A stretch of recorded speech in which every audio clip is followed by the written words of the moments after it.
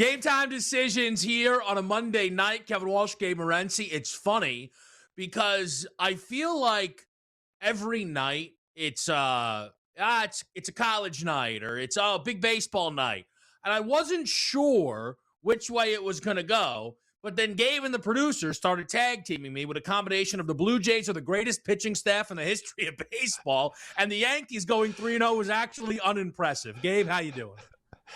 What's going on, Kevin? And I thought you were going to say it's another day, and it's another day where Michigan are playing in a big game. It's Michigan's world right now, Kevin. Everybody else is just living in it. Michigan into the men's Final Four, Michigan into the Frozen Four, the Final Four of hockey, and the Michigan women take on the Texas Longhorns in less than an hour's time with a trip to the Final Four on the line, Kevin. So it's a big night tonight. We got women's college basketball, TCU, South Carolina, Major League Baseball. NBA is the NBA. It is what it is. There's a million double-digit. There's bigger point spreads in the NBA than there is in the NFL, Kevin. Like, seriously, you don't see as many, like, minus 18s in the NFL as you do in the NBA. It's wild. 5 different double-digit favorites. I don't even know if we have 10 full games on this slate here. And 16.5 Lakers who don't even have Luka Doncic for the game. The Spurs never lose. So the Spurs are 24-2 in their last 26 games, and Wemby missed one of the losses. Victor Wembanyama is 24-1 in the last 25 games he's played, Gabe. It's unbelievable. An unbelievable run. And the Spurs aren't the only one, actually, Kevin. So the Spurs on this incredible run, an Oklahoma City Thunder team in which some people talk about they're not as good or they're done or whatnot. They're 14-1 in their last 15 games. And the Atlanta Hawks come into tonight's basketball game 15-2 straight up in their last 17 basketball games. There's a lot of cupcake games in the NBA at this time of the year and double-digit point spreads and tanking and all that. But there are numerous teams that are rolling right now. And how about this, Kevin, with everything that went on over the weekend, kind of fell under the radar. The Toronto Raptors last night, Kevin, went on a 31-0 run on your Orlando Magic. Sorry, they're your Orlando Magic. Okay, now. that's, you know what, though? You know what? That team covers for me. You know what? I'll take that. They didn't cover that game. But yeah, at some point, the Magic, we talked about it last week. I remember 2 weeks ago, 10 days, they need the win. They're playing the Pacers, this and that. So what? They lost 5 in a row. They finally win a game, and then they turn around, Kevin. Dude, it's hard. It's hard to get outscored 31-0 in the NBA.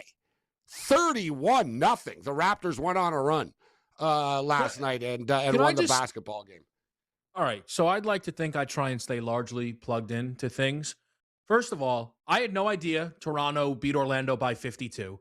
That's outrageous. That's outrageous. I don't blame you. It was a big Sunday night. The game was at 7 Eastern. Like, usually, like, there's an alert that comes up. Like, by the way, it was a 1.5 point spread. So there's none of the tank. Like, all these, like, the Wizards catch 18 points every night. They don't lose by 50. So Orlando shouldn't be allowed in the playoffs. Here's the crazier thing. Usually, you can pull up the game log and look at the scores of a quarter and be like, oh, that must have been where the 31-0 run happened. I have no idea. I have no idea where it happened. They lost a quarter by 18, another quarter by 18, a quarter by 9. I can't even figure this thing out. You know what it was? It was early. It went from like 16-14 Orlando to whatever, 45-16 Toronto. Because I bet on the Raptors last night. Yeah, you're right. And I was like, oh, come on, guys. They were going back and forth early, and I was like, don't do this to me tonight. Come on, step up tonight, guys. and I flicked away, Kevin, because there's a lot of stuff going on, right? It's like, hell, the UConn game was still going on. That's why I said I don't blame anyone for not noticing. You know what I mean? It was the UConn game was going on. But it was one of those deals. I was hot, Kevin. You saw 4-0. I was rolling along over the weekend. I was like, I'm going to attack this NBA card. Yeah, thanks to the Knicks last night, too. I'm done with the Knicks, Kevin. I never want to hear about this team. They can't beat good teams. Hey, at least I'm honest. And I always say the Raptors. What do I say about the Raptors all the time? Yeah, we're good, but we don't beat good teams. You, the Knicks, don't beat good teams. All you Knicks fans out there. You can't beat good teams. It was the same thing last year. You're 0-5 against Oklahoma City and Detroit this year. It's the same thing all the time with this team. They did somehow turn that into beating Boston last year, which was hilarious. Yeah, in the Maybe playoffs. they're hoping You're right. that happens again. Yeah. But yeah, no, the Knicks have found a way to also be like boring. I don't even know how that's possible, but like the Knicks aren't that interesting. By the way, because I'm finding about this in real time, it was 20-14 Orlando. It was 20-14 Orlando. You're up 6. They lost the quarter by 18. And then it was a 45-20 score until they scored again. Now, bring this up. Like, you have to, like, consider, like, scratch them from your list moving forward. That's what I'm saying. Like, they're a gutless team. Like that. How does that happen? If you have a Magic future, you can go trade that. I don't know. Go submit it to Kalshi or something. And after the game, Banchero, instead of saying, "Oh, that was an embarrassment," he's like, "Oh, they're really good. I'd love to play with Scotty Barnes." No, he didn't. Paolo's like, you know what? Nothing we could do. It's a great ball club here. We were up against it. That's just a great Raptor team. She said after, there's just one guy in the league I like to play with, it's Scotty Barnes.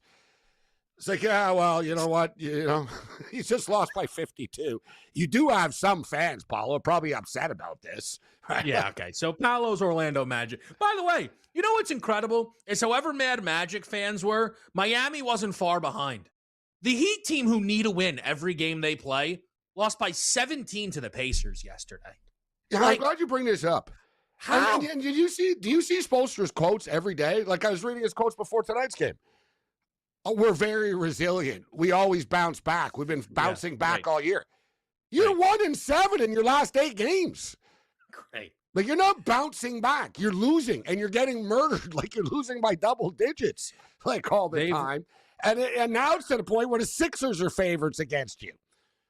They've won twice since Bam scored 83. Just saying. Maybe, maybe a little karma's in the air. Maybe it was a little unethical. Gods. I don't know if they... You know what's funny, though, Gabe? Let's put this on the board right away. I'm on the Heat tonight.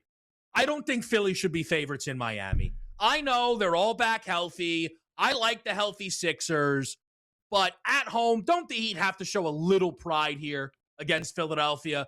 Bam's usually one of the guys that can give Embiid, at least make him work for it, right? I just don't think they have enough players. Like, I don't even think it's a pride thing. They're just not very good, Kevin. Like, their roster. They missed Rozier? Yeah, that's what I'm saying. Like, man, Pat Riley's upset about coaches not wearing suits on the sidelines. It's like, bro, how about you worry about your crap-ass roster? Yeah, it's been years that you've had a bad roster.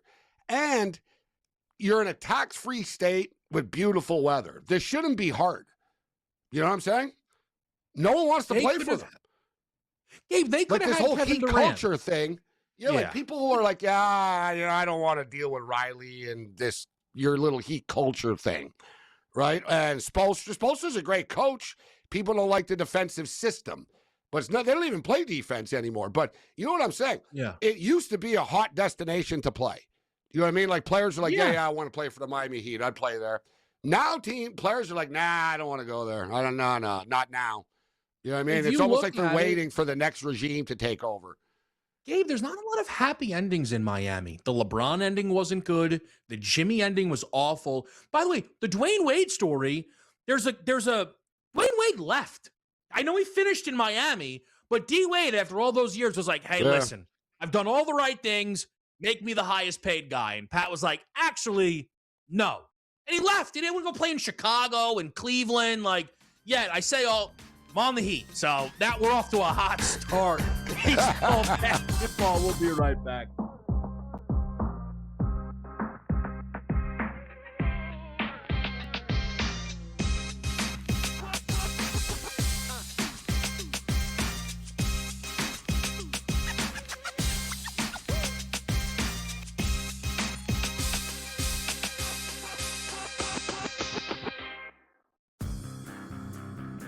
You give me Tiger Woods playing real golf, and you got my eyeballs on your TV screen. No matter what. No matter what. I don't care what channel it's on. I don't care the network. I don't care where the course is, as long as it's outside. And if Tiger Woods is playing golf, you have my unadulterated loyalty.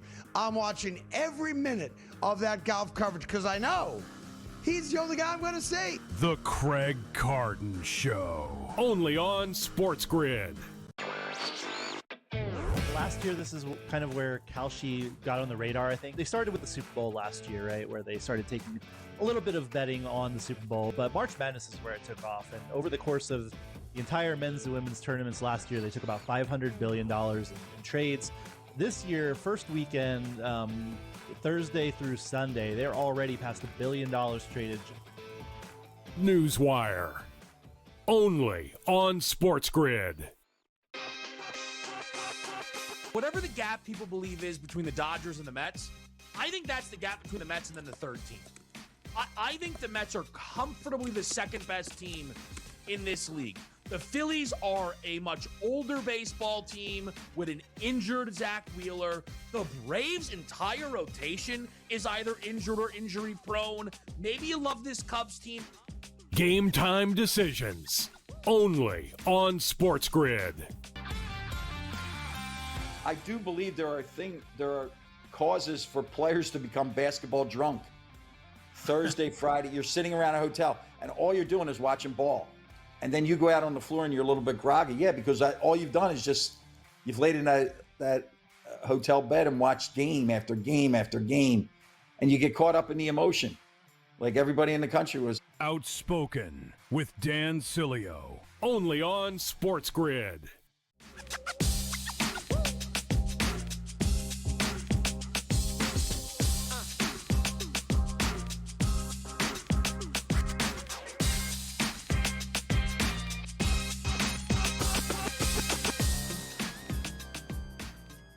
All right, here with you guys on a Monday night, and it does look like some of the women's game is catching your eye, Gabe, so I'm certainly happy to talk about that, but I want to just mention the men's game because, first of all, not only have you been hot, you were a UConn buzzer beater away, I'm pretty sure, for having a perfect Final Four, if my memory serves, when we talk about the brackets, right?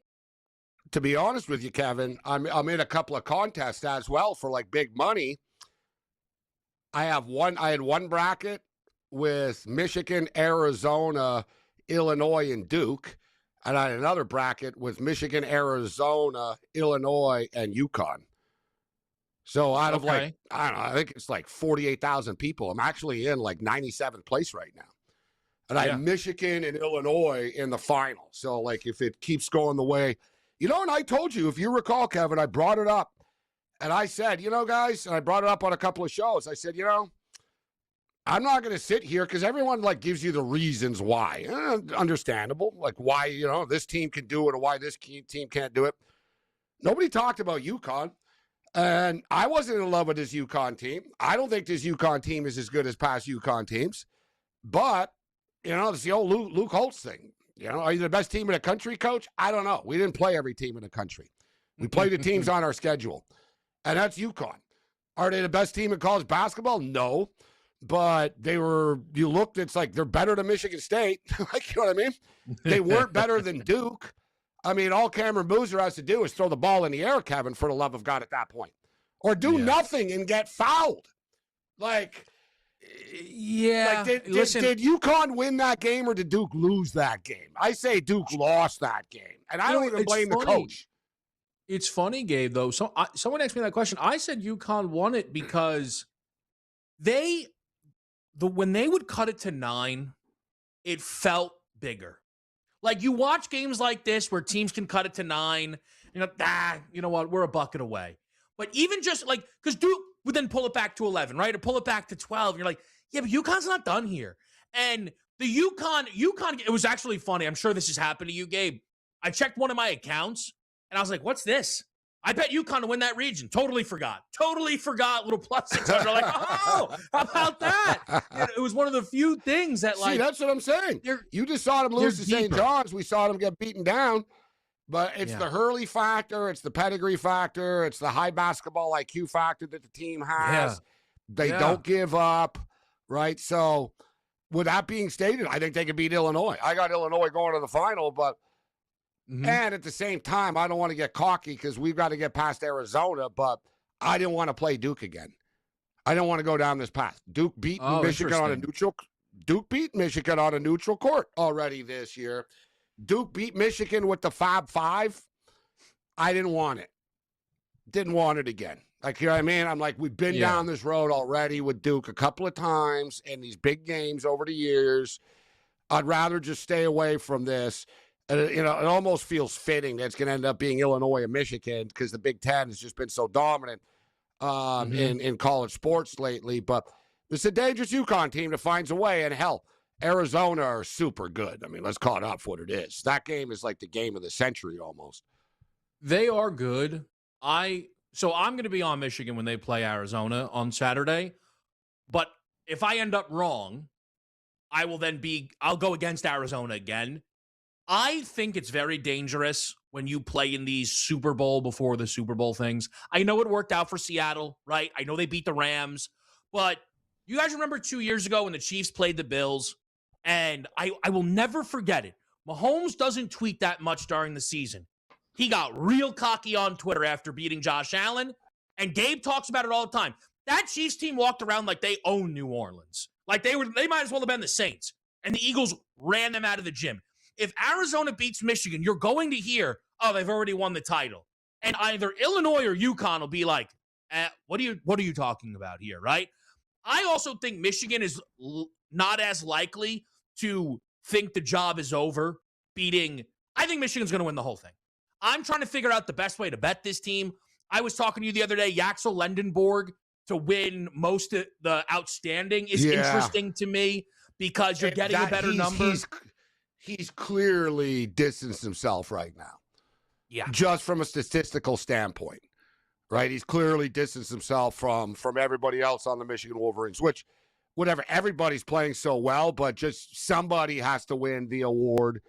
And he's not going to break Glenn Rice's record, but he's been super consistent, bro, in this tournament. Like, let's call it out for what it is. I mean, he's been unbelievable. Michigan as a whole have been unbelievable in this tournament, scoring now just a dominant run. But you're right. Both teams have to be careful not to get caught up in the hype. But you do get the feeling Michigan understand. Dustin May's been here before, guys. He's been to a Final Four before. He's fallen short. He was just here a couple of years ago. And this Michigan team just seems to be special and have their eyes on this final prize in this final mission. This is going to be a tough test coming up. It gets tougher, but I think Michigan are up to the task. I think, Kevin, the best way to do it, really, because they're going to be favorites over UConn or Illinois, like significant, not, massive favorites, but I was thinking about, all right, do you bet this? Do you turn the money over on the money line? They've already done the math for you. I think if you can get the plus 175, whatever you can get with Michigan right now, that's just the best way to approach it. Just pull the trigger. Yeah. Don't bet it game by game. Just take them to win the championship now. Gabe, I want to get this in here, though. The two women's games tonight, Texas and Michigan, 9.5-point favorites for the Longhorns. And then South Carolina with a pretty low total for a Gamecocks game, 133.5. They're about 15.5-point favorites now. That number's been climbing throughout the day against TCU and Olivia Miles here, Gabe. Tell the people what you like for these games here tonight. All right, let's start off. This Texas Longhorn team has been dominant this year, but this Michigan Wolverines team, guys, their top 4 scorers are sophomores. So, they're basically a sophomore team. They're all in their second year. I'll tell you what, Kevin, they went to Storrs, UConn earlier this year. They lost 72-69. They gave UConn the toughest game of the year. Michigan were down 20, and they stormed back. They lost by 3 to Vanderbilt on a neutral court. They lost by 3 to UCLA this year. I just point this out. When Michigan played the elite teams, you get the scores. They lost by 3. Now you get 9.5, 10 points on a neutral court with a smoking hot Wolverines team. Hard not to like them. Good number. We'll get to game 2 next.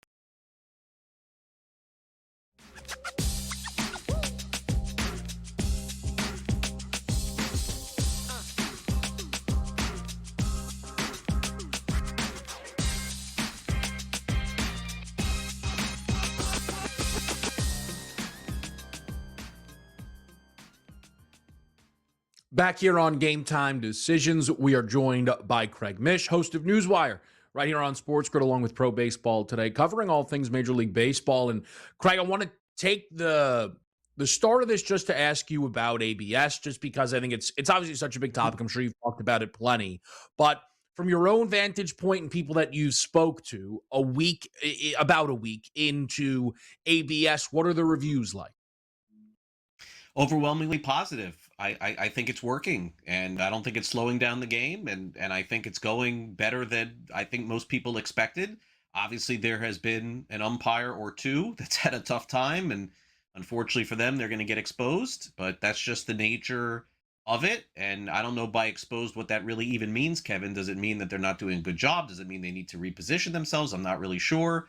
But in the end, people wanted balls and strikes right. And I think that's one big takeaway. The other big takeaway was an interesting article written this weekend. I believe it was on Mass Live about in Boston, how Alex Cora said the biggest change in baseball that we're seeing across the board is quiet in the dugouts. Nobody's complaining about balls and strikes anymore. That's it. You don't hear guys, yelling and screaming about that was a ball. That was it. It's done.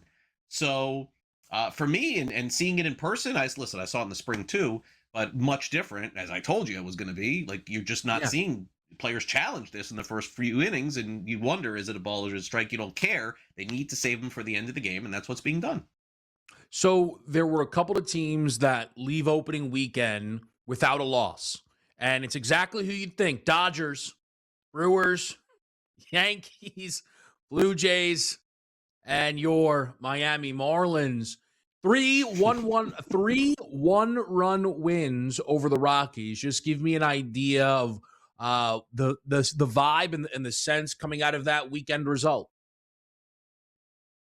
So I think that for people who are following the Marlins, the takeaway from the weekend is probably interesting, because what leads into this week, Kevin, which is the fact that they didn't use their relievers at all. Basically, they had the most innings from starting pitching this weekend. So that's one big takeaway, is that the Marlins are not only won 3 games in a row, but they're strong going into the next week too. So that's the first thing. The second thing is they've got incredible performance from this rookie Owen Casey, who had a walk-off shot and played in all 3 games. And maybe he's one of those rookies of the year. I remember doing the show on Pro Baseball Today, and he was 20-1. Look at the number now. It's changed significantly too. And then the third thing, so those are the 2 positives. And the third thing is, Kevin, you can only play who's in front of you, but the Rockies are going to lose a lot of games. The Rockies are the Rockies are the bottom in the National League. And I kid around that I only did one of the 3 games on TV this weekend, and I'm kind of a little bit happy that was the case. And I skipped that team and get to do everybody else, because man, I didn't know some players on a Major League Baseball team. Maybe that's my own fault. But going into the broadcast, I knew, but opening up my book for the broadcast, I was like, whoa, there's like 3 guys I've never heard of here. So good stuff. I'll be back on tonight against the White Sox. Soon enough. I know Miami has a date with the Yankees. The Yankees are in an interesting spot tonight, Craig, with a pitcher going that you're familiar with in Ryan Weathers. There's been some local buzz about what Weathers could be for this ball club, buzz that I personally have kept at more than arm's length, because I know he had a very slow start to his career, but Ryan Weathers is a road favorite against Louis Castillo. What do you expect from Ryan Weathers here, not just tonight, but potentially as a New York Yankee? A lot of strikeouts are coming tonight, I think, for Weathers. You got to get him those 15, 16 outs, though. He's got to get 5 or 6 innings in, I think, in order to accomplish that. Throws at a much higher velocity than he was 2 years ago. That was what we saw the first start of the spring, when people were texting me, I can't believe, Yankees fans, I can't believe we got Weathers. They didn't text me the rest of the spring when he got destroyed. So I really don't know what to expect, but I could tell you that I would almost guarantee that the Mariners score more runs tonight than the Giants did all series long. That would be my guess. I think that is incredibly fair. And also, I cannot believe that there were Yankee fans who were braggadociously texting you that they got Ryan Weathers. I can't stand those people. I say that with no disrespect, but it's why I know you side-eye. One of them works here. Not a big surprise. Yeah, but you got to stop taking anything he says with like any levity. That's just, I understand. It is super annoying, believe me. I am sure. Look, it's going to be a lot of fun to follow here. We know that. One thing I think you and I will be talking more about too are some of these Rookie of the Year races: McConaughey, DeLauder, Murakami for the White Sox. So it's going to be a lot of fun here, Craig. We appreciate it, of course, so much. We're going to take the quick break on Game Time Decisions. Make sure you check Craig out on Newswire for Baseball Today. We're on.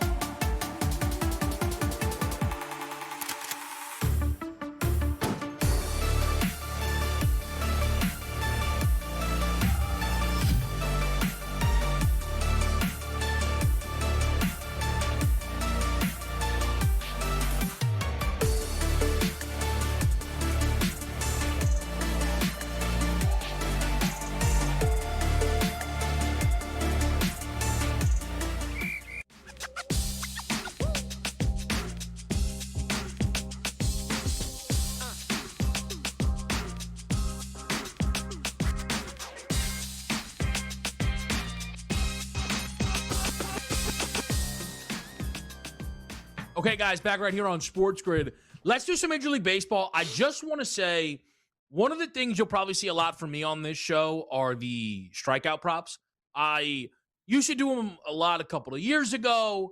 Then I got away from it. Everyone has their different processes. I prefer to use if there are public projections, I'm not paying for projections. You can, they're good. But if there are public projections that interest me, there's two different sets. I'll tell you right where they're from. Number Fire and Ballpark Pal. And I just run them against one another, and we try and see where there's some value. So that's largely what we're getting into here tonight. There are three different ones that have stood out. The weekend went well, so hopefully that can kind of continue here. Gabe, I know you're not scared to dabble in some strikeout props yourself. No, I'm a big fan of the strikeout prop market. You know, it can be kind of square, and I think now is the best time to attack it early in the season as well. But the fact of the matter is, for me, Kevin, it's not so much, I'm not even betting on the pitchers. I'm betting on, we're taking advantage of what the sport has become, in which the New York Yankees are a classic example of this, guys. The Yankees are 3-0 to start the season. Life is good right now in the Bronx. They drilled the San Francisco Giants over the weekend, and NFL meetings going on. So I got NFL on my mind here. Replacement refs coming maybe too. Huh? That's another story. Yeah, that's another story. But Kevin, the Yankees struck out 29 times over the weekend in 3 games. They struck out 29 times. You want like unbelievable. You talk about the Blue Jays pitching staff. The Athletics are striking out an average of 16 times a game. 16 times. White Sox, crazy. 14. Cleveland, 11. Angels, 11. Texas, 11. Mets, 11. Seattle, 11. So tonight I look at Luis Castillo, and yeah, the Yankees can win this baseball game tonight, but I still believe they're going to strike out like 12 times against Seattle pitching. So I'm going over 5.5 with Castillo strikeout props tonight. Yeah, I think that makes plenty of sense here. I ended up with 3 unders on this card tonight. And look, the juice kind of matters too with these. I'll just tell people this with strikeout props. I try my best not to complain because if you bet a 4.5, they're rarely going to finish with 12 strikeouts. Okay. And they're also not going to finish like a strikeout. They're going to land close. So Cody Ponce under the 5.5 for Toronto. Though maybe the Blue Jays are the best pitching staff in the history of baseball. We'll find out. Might be an A's problem here. -105, +130 on Nicky Martinez going up against the Brewers. Again, that's a nice little +130 shot there. And then Landon Routt, maybe my favorite of the bunch, -133, going for the Giants up against this Padres lineup for an under 4.5. I would say I like where you're going with that. I like San Diego tonight, and he struggled against San Diego. Tatis has owned him. I like Tatis props tonight, actually, over 1.5 total bases. Tatis 5 for 8 in his career. Tatis hits well against the Giants, too. It's one of the teams that he has his best numbers against. But so I like that. I don't think he's going to get to 5 tonight. I expect San Diego's bats to respond. And I was going to say, Kevin, to me, the big question is, and I don't like betting against anybody on the Dodgers at any time, really. And it's not a homer thing. It's just, it's a dumb thing. Like, you know what I mean? They don't lose very often, right? So it's just one of these, like, all right, you know, I should have done the Dodgers first at 10. And I didn't, because I was like, oh, it's too obvious. And I didn't. But the question tonight is Sasaki, right? And I swear, Kevin, they're roping me in here. Sasaki over 4.5 strikeouts tonight is +170. Over 3.5 is -160. There's like this perception that he's going to get lit up, right? That he struggled in spring training, that how long is he really going to last? Dude, even if he doesn't last that long, you and I saw it. You won the prop. Christian Sanchez lasted an inning and struck out 4 in an inning. You know what I mean? One of the, as lucky as I'll he gave ever up like get 6 with any hits. bet in my life. He gave up 6 hits, 4 strikeouts, and 1 1/3 inning. 1 2/3 type thing, guys. It's the strangest thing ever, right? But you see it all the time now in modern baseball. I forget who it was. There was a dude the other day. It was like opening day. He got lit up, Kevin, and I won a strikeout prop. I was like, wow, he still went over his number. Yeah, like Logan Webb went over his number. Yeah, Logan Webb went over his number. Like, you know who was Matt Boyd? I think it was. I had Matt Boyd under. He had 7 strikeouts through 3, and then the story of the game was how the Nationals abused Matt Boyd. I'm like, what? Yeah. What do you mean? It was incredible. He struck out 7 in 3 innings, kind of thing here. That's what I'm saying. So, like, Sasaki could easily strike out 5 of the first 6 batters in his game and then give up a grand slam in a 4th or something, right? But who's to say he won't be good early here, Kevin? And one thing about Sasaki, you and I have talked about it. He was good under pressure in the playoffs. Yeah. Right? So it's weird. In AAA, gets hit. You know what I mean? Spring training, they're like, all right, let's see what happens. And he got lit up in spring training.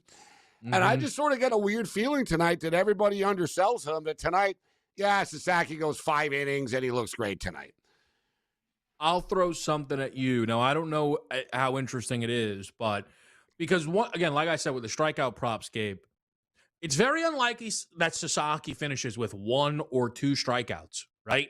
Like, he's going to probably get 3, 4, or 5. Like, that's probably where we're going to see it. Sasaki for 3 strikeouts, Ohtani for 2 hit run RBIs, -110. I don't think that's a bad bet. And I'll throw this in here as well. By the way, Cleveland are ranked 28th in strikeout rate right now, 11.75 strikeouts per game. Dude, we're in a modern era right now where it's encouraged to strike out, right? It's encouraged. Well, they'd rather you strike out than hit into, rather than hit into a double play. Strike out, fine, as long as you hit a home run, you know what I mean, every certain amount of times that you're expected to per your contract number, per se. They don't mind, right? You know what I mean? Otherwise, Kevin, they would sacrifice runners over, right? We would play small ball, right? As Mark Teixeira said many years ago, they don't pay me to sacrifice people over. They pay me to hit home runs. Yep. Right? And it's the modern 3-ball in the NBA, same thing, right? Take the 3 and keep on shooting it if they're not falling. Just keep on taking them, and the law of averages will play themselves out. 3 adds up. It's better than 2. It's the same way. They play for the long ball now, so teams strike out. And it doesn't automatically mean they're going to lose the games because they strike out. That's just the modern era that we're in right now. So let's take advantage of it while we can before the books really adjust and we really start to get crazy strikeout prop numbers. Yeah, I will mention with this Dodger game, I am on the over 8.5 at -120. We talked about it where some of the Dodger totals against Arizona were very high, right? We were seeing, 9s with Yamamoto out there. I know that game got there late, but to see an 8.5 with a Guardians offense that had some boom games against really good Seattle pitching, Sasaki, is he the worst starter the Dodgers will throw every 5 days? Probably, at least for now. I think 8.5's light here. I played this over, Gabe. It's the one non-strikeout prop that I did put down here on this baseball card. One thing I'll say, though, there's something about Monday night games with the Dodgers. I've always said you can sort of catch them flat in the first game of a series against a bad team. Once in a while. It's still early in the season right now. But another thing is, Kevin, Dodger Stadium, it's always been known as kind of a neutral park, right? Like if you ever heard, have you ever thought in your lifetime, oh yeah, Dodger Stadium, a big hitter's park, right? It's not, right? But it's not really like a pitcher's. It's very neutral, but it's hard to hit home runs there. Like if you hit it down the porch, down the lines, fine. Right, if you hit it down the left field line, you got the short little fence there, but it is an under stadium for the most part at nighttime. I don't know, you get that sort of West Coast dew in the air, Kevin. It kind of slows the ball down. Yeah, there actually is something to that. We'll be right back on Sports.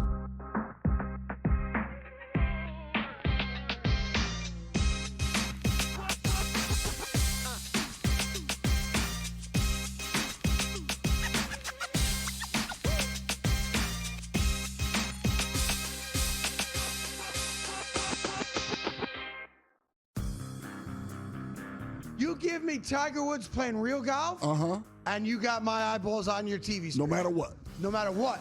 I don't care what channel it's on. I don't care the network. I don't care where the course is, as long as it's outside. And if Tiger Woods is playing golf, you have my unadulterated loyalty. I'm watching every minute of that golf coverage because I know he's the only guy I'm going to see. The Craig Carden Show. Only on SportsGrid. Last year, this is kind of where Kalshi got on the radar, I think. They started with the Super Bowl last year, right, where they started taking a little bit of betting on the Super Bowl, but March Madness is where it took off. And over the course of the entire men's and women's tournaments last year, they took about $500 billion in trades. This year, first weekend, Thursday through Sunday, they're already past $1 billion traded. Newswire. Only on SportsGrid. Whatever the gap people believe is between the Dodgers and the Mets, I think that's the gap between the Mets and then the third team. I think the Mets are comfortably the second best team in this league. The Phillies are a much older baseball team with an injured Zach Wheeler. The Braves' entire rotation is either injured or injury prone. Maybe you love this Cubs team. Game time decisions. Only on SportsGrid. I do believe there are causes for players to become basketball drunk. Thursday, Friday, you're sitting around a hotel and all you're doing is watching ball. And then you go out on the floor and you're a little bit groggy. Yeah, because all you've done is you've laid in that hotel bed and watched game after game after game. And you get caught up in the emotion. Like everybody in the country was. Outspoken with Dan Cilio. Only on SportsGrid.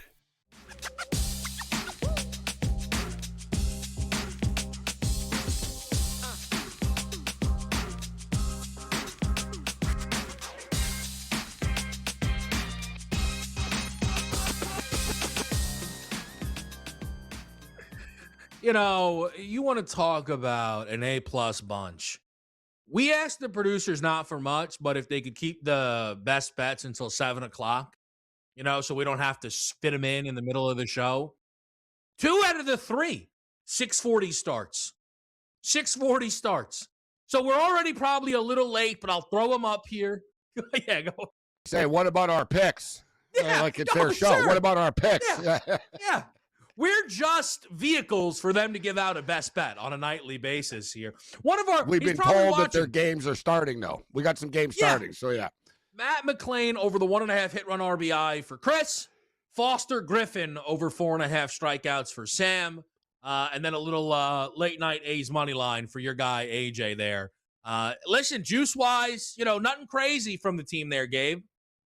No, it's a little disappointing. I don't see any women's basketball. I don't see any NHL hockey. Yeah, Sabres must be off. The only thing that I could possibly assume. Koffsky's very consistent with his multiple picks in one pick. What was Koffsky's Believe it or pick? not. No, believe it or not, Gabe, that's one pick. It just looks, it's so long. It looks so he's got, yeah. So what is he? It's so long. You can't really tell what's going on there. Over 1.5 hits, runs, and run score. What's this? RBI score? Hit runs RBI. Yeah, it's a real big. You're asking for a lot, though. You know what I mean? Like, I just play over 1.5 total bases or something. Like, you really want like total bases? Why not just bet like to hit the cycle, Koffsky? Like, you know what I mean? You're missing the triple. Oh yeah. I want to just throw something in though before I forget, because I saw a tweet, Gabe, that I think you'll get a kick out of. So the Lakers play the Wizards tonight, and Luka's not playing because of the 16th technical foul because he can't help himself. And someone wrote, "Haha, no 84 for you," because Luka basically would have just so easily scored like 50, 60 against this team. But what we do have tonight, and this does not happen very often, and you should know, Gabe, I would bring this up. Bronny James props. Bronny's playing a little bit all of a sudden, and Washington are so bad, it's like the books think, hey, maybe he'll play the entire fourth quarter or something like that. So they're posting, at least one book here, 6.5 points. I think there's like a 10.5 points plus rebounds. I mean, it's totally ridiculous. It's totally ridiculous. But he has a 12-point game this year. So, here's the thing. You certainly don't really ever want to bet Bronny. Betting Bronny when he's public is probably the worst possible thing you could do, though. I'll be honest. Yeah, you know what, though? Over 9.5. Like, to get to 10 or more points, plus 235. Not terrible. But it's probably bad. It's probably not a good idea. His actual prop, so the actual number, 6.5 plus 100 to the over. So does he get to 7? Like, is he gonna play real life minutes? Is the question. Like, or are you just banking on a blowout where he plays the fourth? I bet on Pops tonight. I took. Go ahead. Are the Lakers going to blow them out anyways? So you're saying, all right, they're going to be up by 40 type of deal? Because look, dude, Austin Reeves is prop tonight, Kevin. 29.5. It's crazy. So they're saying Reeves goes off for 30. I don't know. Like you talked about, does LeBron figure? You know what? This is my chance. You know what I'm saying? I'm going. You know what? I hope. Yeah. Forget about like Bronny. Yeah. Like, does LeBron say? You know what? This is my shot to drop a 50 for a last time on someone. Yeah. I'm going off tonight. Does he? You know what I mean? Does he look at JJ Redick and go, "Hey, I got you this job. I'm going off tonight for 50." Huh? You know what though, Gabe? They're ready for it. I was going to say first quarter points for LeBron, right? If he's going to do it, he has to start hot. 6.5 is no good. Like, that's not cheap. I thought it'd be 4.5. Kind of bet him for a 5 for the game. I cannot believe Austin Reeves is 29.5. This has to be the highest prop in his career. The only other time is like if LeBron and Luka are out, kind of. I took LeBron, Gabe, double-double, triple-double. That's what I took here tonight. I think LeBron, if you look at the way he's been kind of stuffing the stat sheet here, the Reeves number basically says he's going to do all the scoring, right? There's plus 750s for the triple-double, minus 115s for the double-double. I think LeBron just stuffs the stat sheet tonight kind of situation. You know, there's a player that's flying under the radar for me tonight is Ricochet. Tonight. His prop is 5.5, Kevin. 5.5. He's gone over this number in 4 of their last 5 games. It's not a tall ass, 6 points.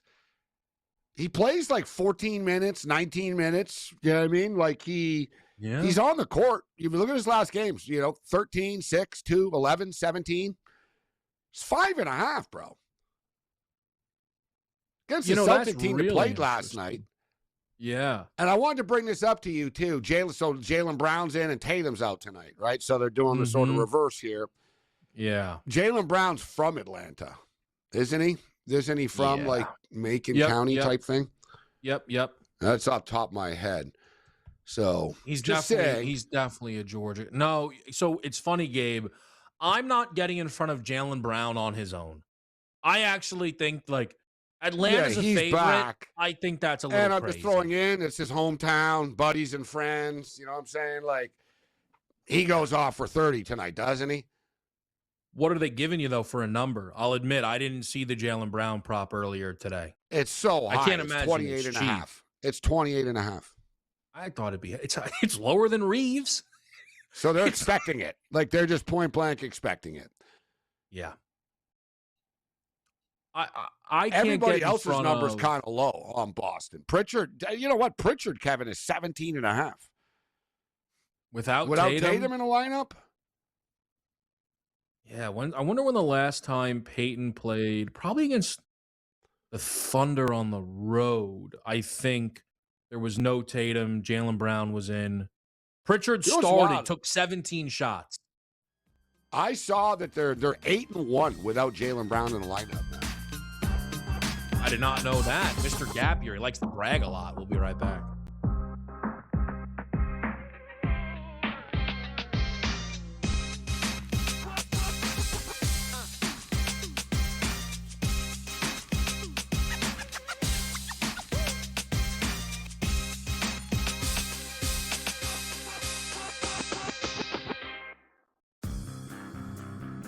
You give me Tiger Woods playing real golf, and you got my eyeballs on your TV screen. No matter what. No matter what.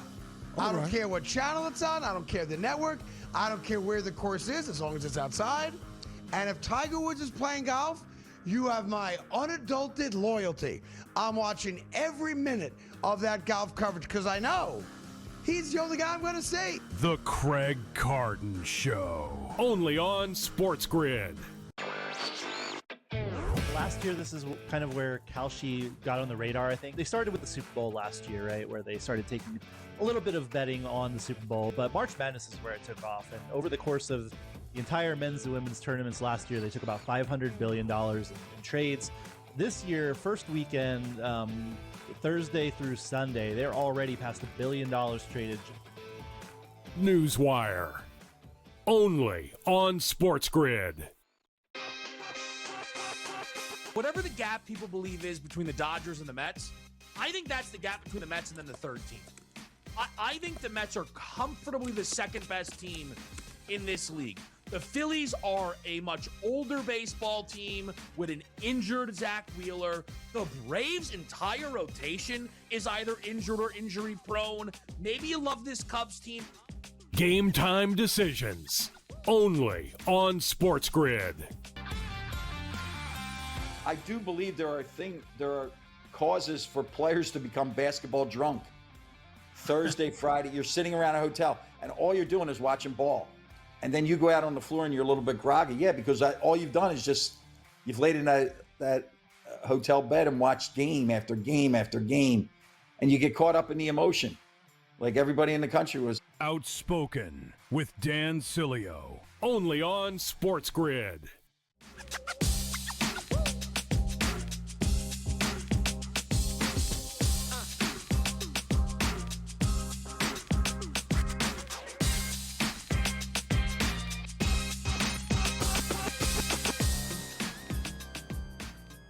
All right, back to the right here on Sports Grid. We've kind of, popped around some of these cards here tonight. The one thing we have not mentioned yet is the NHL slate here, which has a few games to pick from. There's some good, easy on the eyes matchups is almost what I would call it on the slate tonight. Some big favorites, though, Vegas, Colorado.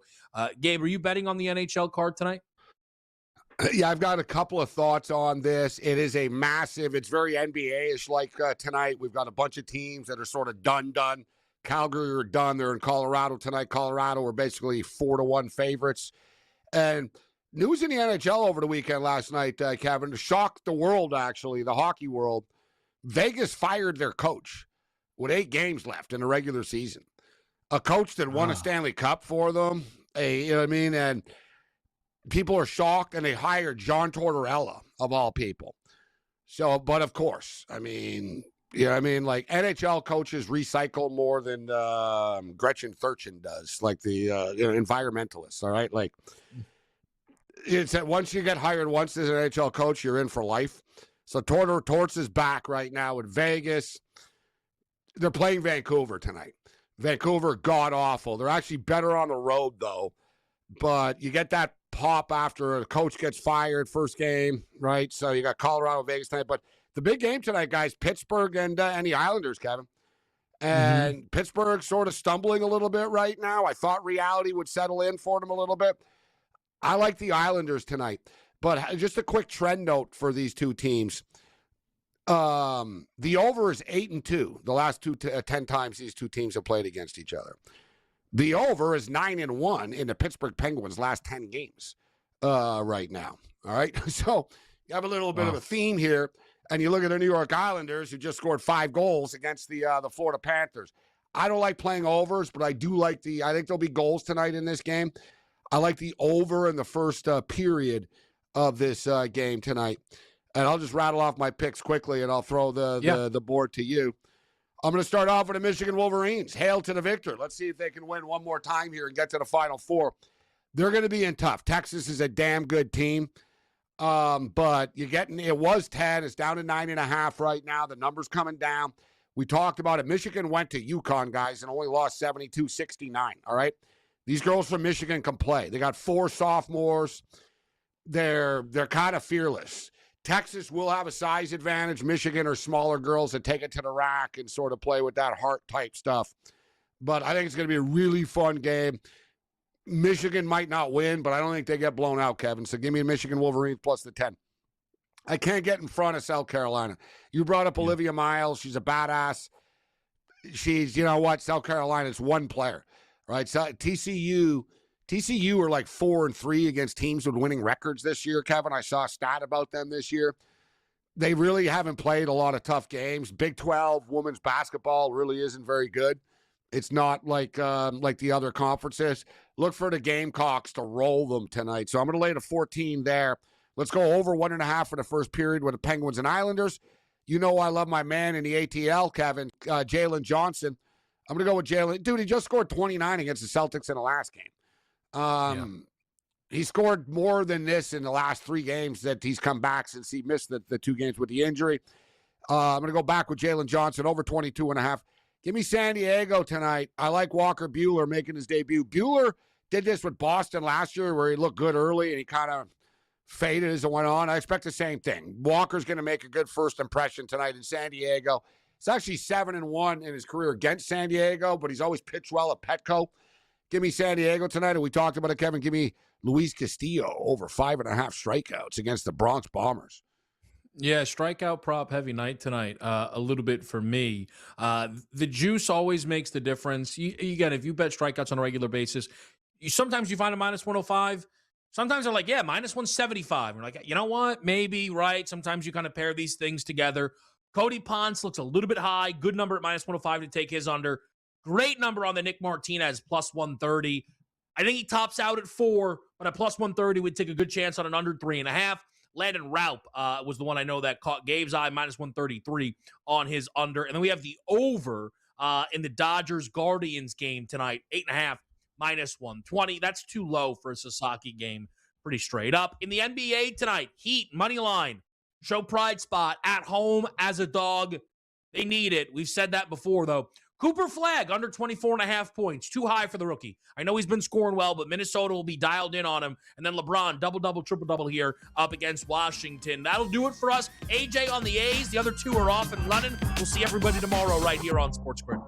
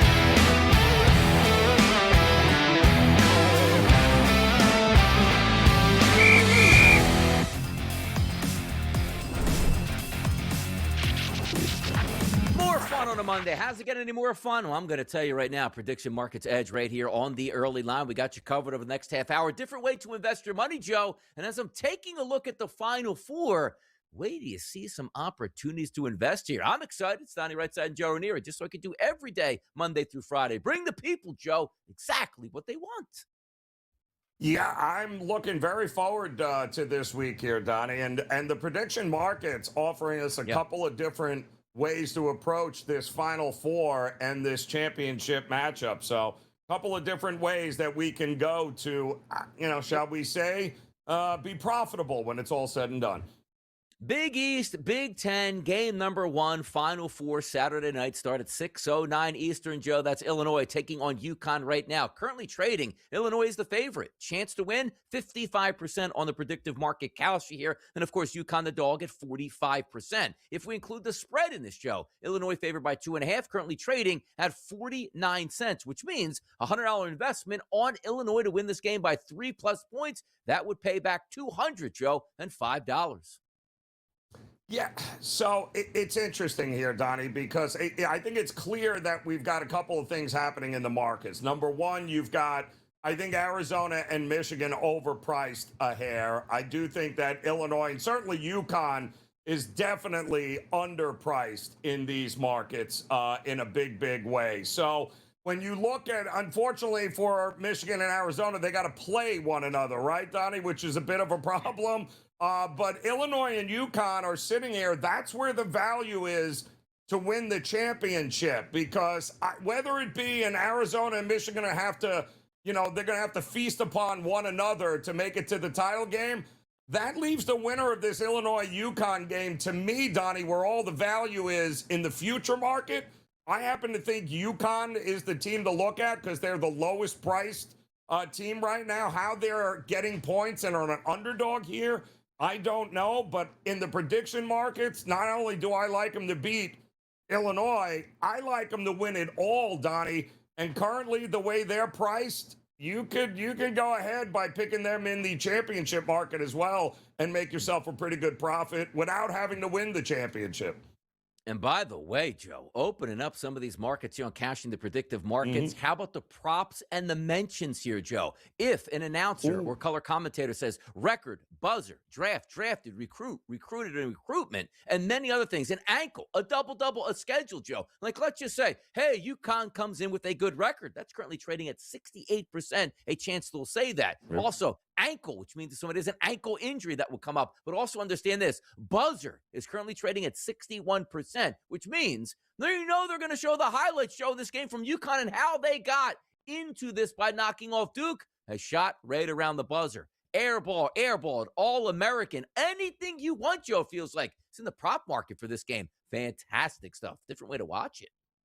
Absolutely. I mean, those mentioned markets, very much a lot of fun, Donnie, to keep it going. And some of those mentions, you're going, how in the world do they not say these words and these phrases? So, I like that approach as well, especially the mentions correlate to who the winner is as well, Donnie. Keep that in mind.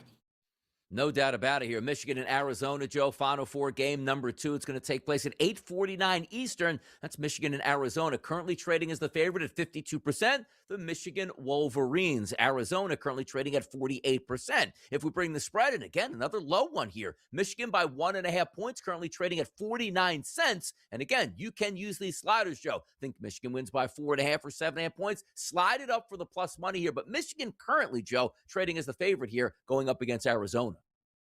And that was surprising, too, because a lot of people in the look ahead thought maybe Arizona would be the favorite, a slight favorite. But either which way you cut it, Donnie. I mean, look in the futures market here alone in the championship market. They're priced at about 35 cents each. So there's not a lot separating these two. And if you truly think that whoever wins this game and you don't want to pick between these two, then just pick who you think is going to be the national champion and look to that market, because I got to tell you, Donnie, that either of these teams are going to be the favorite against either Illinois or UConn. I don't even think it's up for debate, which means they could go from 35 cents to all of a sudden, close to 60 cents when it's all said and done. So I do think that pick your winner here and then correlate that to the championship market and double your profits and double your fun if you're right here, Donnie, because I don't see a lot separating these two teams.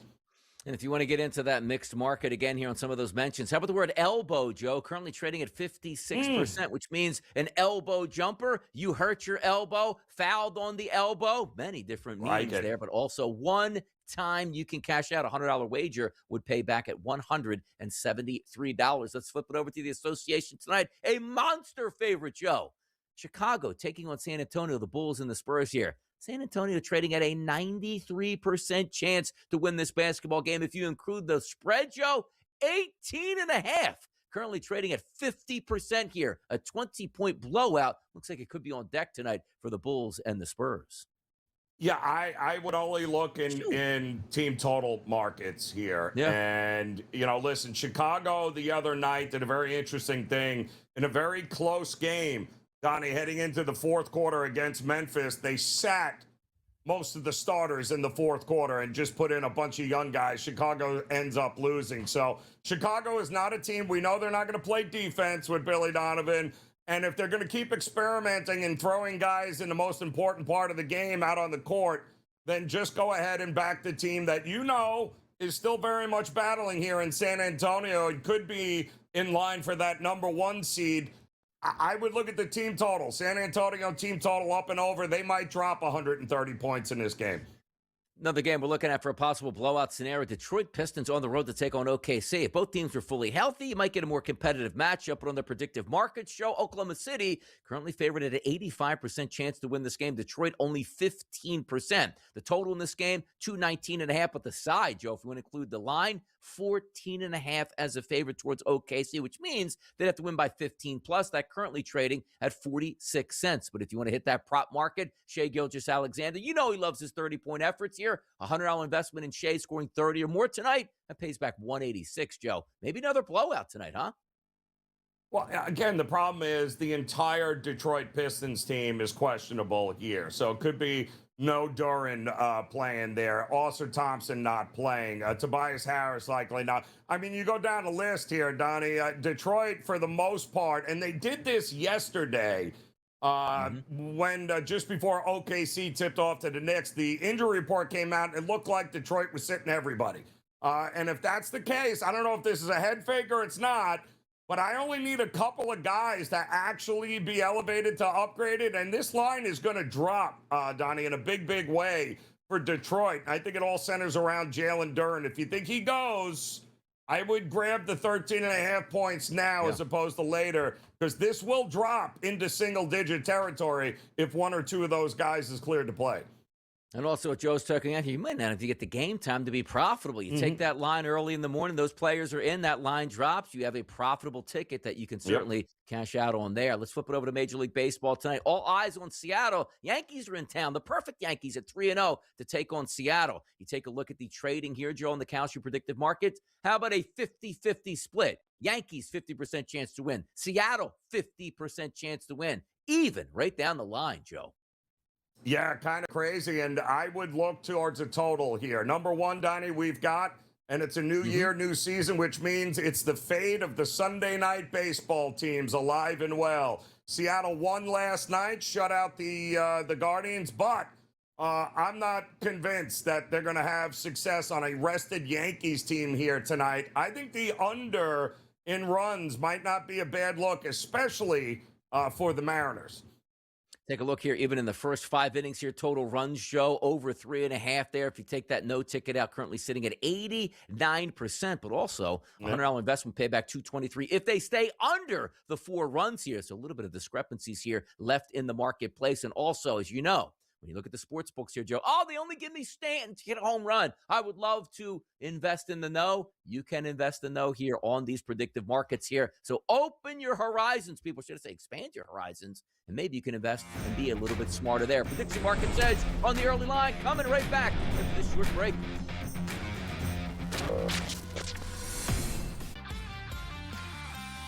It's not sustainable. Pitches throwing too hard and not being healthy, so that don't benefit anybody as well. So it's better to, if a guy throwing 97, why not just throw 94, 93 and learn how to pitch? And then you can last longer. So it's more about keeping the product, on the field and being on a consistent basis. Outspoken with Dan Cilio. Only on SportsGrid. What about the expansion stuff? Yeah, but doesn't it make a lot of sense, Kevin? So it's 28-29. He's already talked about, I'm playing in the Olympics in 2028. Retirement isn't on KD's mind right now. Play in the Olympics in 2028, and then the 2029 season, play where it all started, baby. Seattle. Game time decisions. Only on SportsGrid. If you could argue UConn's more overseeded than, like, the idea that UConn was battling for a 1 seed, quite frankly, never made any of sense to me when you look at where their metrics were stacked. UConn will be great as long as they don't play St. John's, apparently, in the tournament. They're good to go there. But you put them at a 5, Kevin. Now here we go again, like last year, Bill Self versus Rick Pitino. The early line. Only on SportsGrid. Major League Baseball announced yesterday that they will be having a partnership this season with a company that we've come to be very familiar with over the last 6 months. Polymarket is the exclusive prediction market partner of Major League Baseball and the only platform allows to use teams, logos, and marks. Representing the latest pro league to embrace the prediction markets. Newswire. Only on SportsGrid.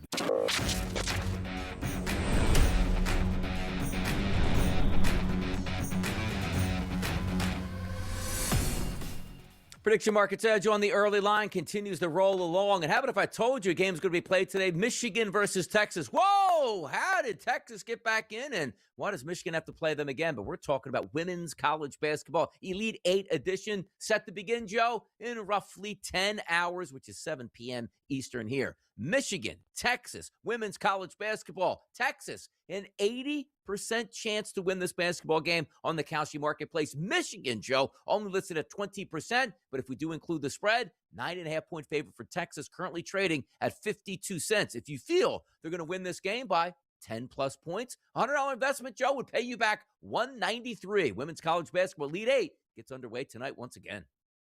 Yeah, and while it's funny because we already have 2 number ones that have advanced, Donnie, in UConn and UCLA. Texas is number 1. Michigan is number 2 here. So, and Texas has done nothing but just bulldoze everybody that they have come in contact with this month. So, I mean, this is their 3rd straight trip to the Elite 8.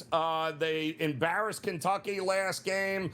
This is a tough team to get in front of. Michigan has been great this season, but it just feels like experience matters, and nobody's got more of it than Texas in this spot. So, yeah, this game could get out of hand in a hurry here. Elite 8 starting back up tonight here. Powerhouse South Carolina takes the court at 9 p.m. to take on TCU. And if we're looking at the predictive markets here, South Carolina, a 90% chance to win this basketball game, 10% here on TCU. But if we include the spread here tonight, Joe, 13.5, roughly 2 touchdowns as a favorite for South Carolina, currently trading at 54%, which means a $100 investment on South Carolina win by 2 touchdowns tonight. That would pay you back $186, Joe. I mean, look at South Carolina, number 1 seed, right? We all know South Carolina has a championship pedigree. But, Donnie, they have won to this particular point. They have outscored their opponents in the tournament by 135 points. That is absurd, Donnie, in 3 wins here. Now they're taking on number 3 TCU. The spread tells you everything you need to know, right? Like they shouldn't even show up. We'll see about that. You know, sometimes if you're just rolling teams and never getting pushed, it's going to be interesting to see. Can TCU keep this thing close enough to put a little pressure on South Carolina? Because nobody's been able to do it to this particular point. I think TCU might punch back here a little bit against South Carolina. Let's get back to the men's game here, Joe, because we've got 4 teams left. They'll play in the Final Four this Saturday. Then the following Monday here, a week from tonight, you'll know your NCAA champion, and you can invest in it here on the Kalshi Marketplace. And by the way, $201.9 million have been invested in this marketplace throughout the season on who is going to cut down the nets and be the men's college basketball champion. The current favorite here slightly is 35% chance with Arizona, followed closely by Michigan at 34%. Then you have Illinois and UConn, Joe, at 18 and 14% respectively. So this is exactly the point I was making here, Donnie, is that, listen, take the Illinois and UConn game. If you like UConn to make it to the national championship game, I mean, they're trading at what, 14 cents right now. That is by just getting to the game, Donnie. I don't care what I don't think they'd be much more than a 3 or 4 point underdog here in that spot, no matter whether they play Arizona or Michigan. But I do think that price from 14 cents would likely go to 35 cents, maybe even 40 cents, just for making it to that particular point. So that's how I would approach the national championship market, is who do you think is going to win? I still think it's a coin flip between Arizona and Michigan, but whoever wins that, Donnie, they're at 34, 35 cents. What are we waking up to them the next day? 60 cents? 65 cents? Exactly. And if you're looking at a way to invest it there, and let's just say you think UConn's going to win it, Joe, a $100 investment would pay back $715. But also, understand this, UConn plays that game in the Final Four and is up at the half. That ticket's automatically go from 14% to 16% to 18%. You don't even have to watch it play out. Just a different way of thinking here when you're trying to invest money, as opposed to watching it play out all the way to the end. You can jump out of those contracts certainly at any time if it is to your benefit. Let's keep it in pro basketball and also college basketball. Mix it in. Why? How about the players drafted in the top 3? Well, certainly Cameron Boozer was putting on the show. Wasn't his fault that Duke went down. Darius Acuff Jr., Arkansas, fantastic player. He's trading at 21% to be drafted top 3. And then there's Caleb Wilson at 16% here. So instead of just saying who's going to be number 1 overall, Joe, it's almost like horse racing here. Bet, show, place, whatever it would be. Same thing here in the NBA. Just get me in the top 3 in the draft, and you'll be able to cash in a ticket here. Yeah, I mean, and obviously the easy ones we know who, Dybansta there and Peterson out of Kansas, likely going to be some sort of 1 and 2. But number 3 becomes interesting, Donnie, because Boozer, to me, might actually go higher. Would not shock me after what we've seen. I mean, that kid is just purely dominant and top of mind, right? It would feel with a pedigree of NBA, his dad had a pretty good career. Something tells me that maybe he could be the unsung number 1 pick instead of those other 2 guys.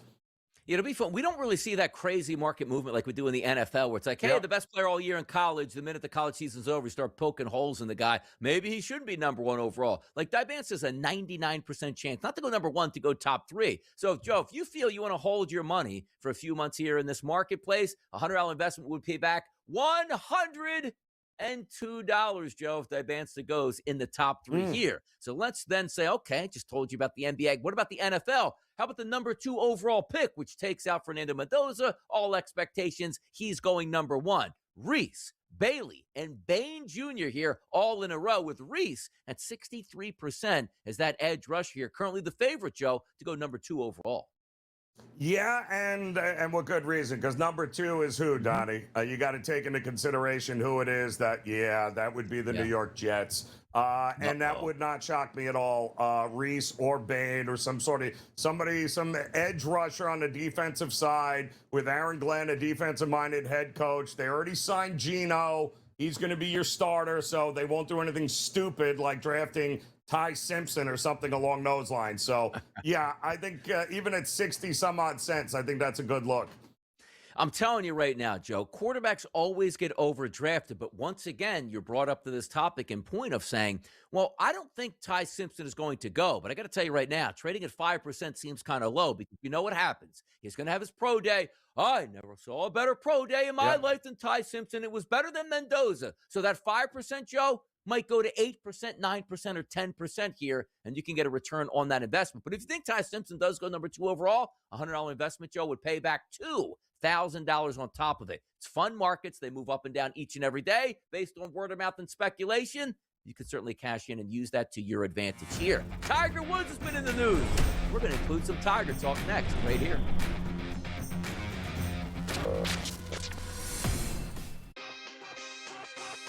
I don't like to overthink it, Kevin.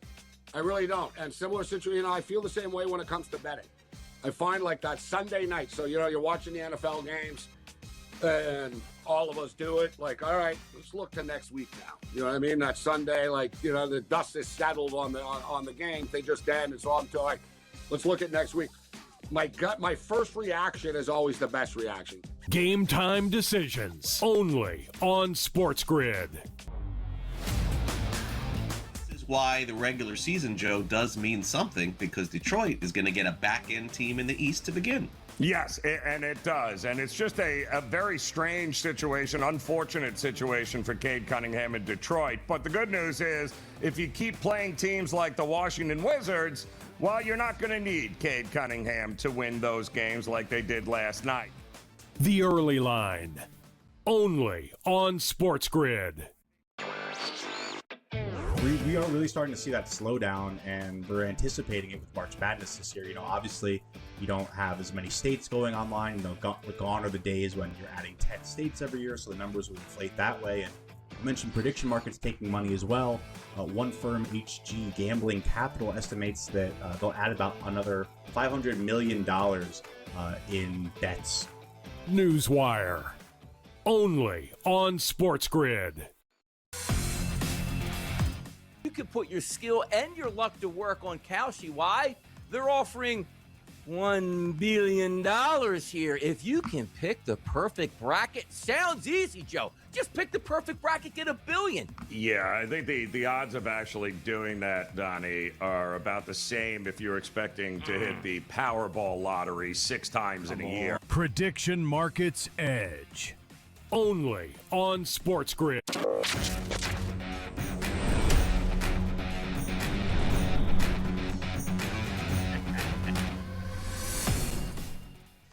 Prediction Markets Edge on the early line. Oh, we're going to have some fun. And yes, we're going to get to Tiger Woods in just a few moments. It's Donnie Rightside and it's Joe Ranieri. But let's talk about the Masters coming up soon, Joe. April 9th, 8 a.m. begins in 10 days. The favorite, let me guess. Oh, yeah, that's Scotty Scheffler at 16%. Bryson DeChambeau, 8%. John Rahm, 8%. Rory, 7%. Ludwig Oberg, 5% here, Joe. So the question is the investment smart on Scotty Scheffler, or do we take out a $100 investment against the no on Scheffler and would pay back $117 if anybody but Scotty Scheffler wins this tournament? Listen, I don't think it's guaranteed he wins anything here, Donnie, but I certainly wouldn't tie it up now at 86 cents. I think let's say he goes out, he shoots 68, he's top 5, top 10 after Thursday, Donnie, you can go back to this market, and I think you'd get a much better price on the no if you're convinced he is not going to win this. But I think you got to go current form, too, right? I mean, Rory's not exactly been lighting it up. Aberg has. Xander is back to being Xander here.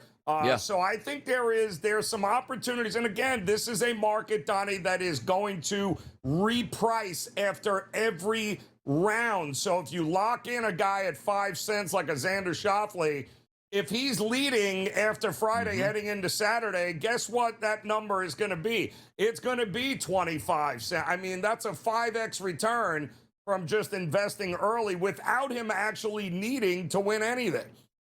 Joe, Polymarket's got exactly what we need right now. The hot topic of the day, Tiger Woods. We thought it was almost assured that, he was probably going to come back and play in the Masters. And by the way, Joe, on March 25th, trading at 74% to the yes that he was going to come back and play the Masters. Let's fast forward to today, Joe. He's down to a 17% chance to play in the Masters tournament, which means something must have happened, I'm not sure, from the 25th until today. Oh, yeah, that was a car accident where he's being charged with a DUI here. A $100 investment, Joe, will pay back $112 if you feel he's not going to play in the Masters at this point now. No way he shows up at Augusta, does he now?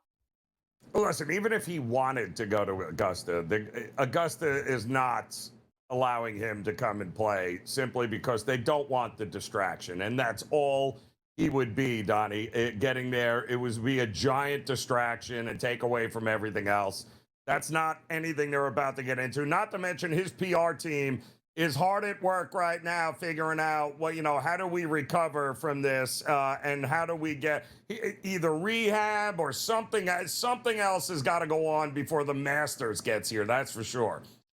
No, certainly. And again, he's not going to want to answer those questions when it's going to be. It was, 15 plus years ago where he had that press conference where he stood up there and had to explain his infidelity and what happened in his marriage. And it was just a whole charade. He doesn't want that again. The Masters is the biggest stage. And the Masters will probably say, Tiger, might be best if you just don't play this year and we'll let this one go away and see what happens at this point. Steph Curry, we know he's an avid golfer. And how about this? On Kalshi, Steph Curry to compete in a PGA tournament event before 2028. If you feel that's a yes, a $100 investment would pay back $271. I do think it's a yes. Understand this, Joe, and you know as well as I do. Playing in a tournament event doesn't mean you have to go to Q school and get your card. You can actually just get a sponsor's invite to that tournament. I think this might be a worthwhile investment here, Joe, that he does play before 2028 in an event. The problem, Donnie, is we heard this with Tony Romo back in the day. Like Tony Romo is he's a 2 handicap. He's going to he's definitely going to be on tour. Now, and where is he? Nowhere to be found. That's the whole key to it, is that unless you are able to compete with these guys, then you're just a novelty. And I just don't see. Steph Curry still has a lot of basketball, apparently, in him. At least that's what most people think. I don't think by 2028 golf is going to be on the radar.